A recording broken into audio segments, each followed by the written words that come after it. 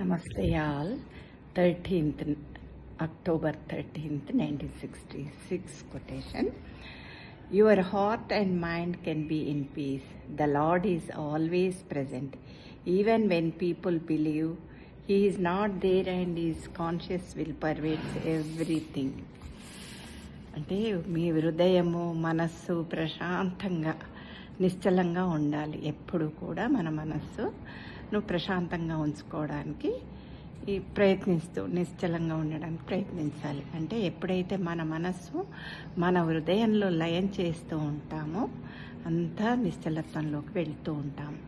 అయితే ప్రభువు ఉనికి ఎల్లప్పుడూ ఉంటుంది. ఆ దైవము ఉనికి లేకుండా ఎక్కడ ఒక్క క్షణం కూడా ఉండదు, ఏ ప్లేస్లో కూడా ఉండదు. అయితే మనుష్యులు ఈ మానవులు అంతటా ఉన్నారని నమ్మజాలకపోయినప్పటికీ నమ్మరు అంతటా ఉన్నారని. అయినా కూడా ఆయన సంకల్పం ప్రతి దానిలో వ్యాపించే ఉంటుంది.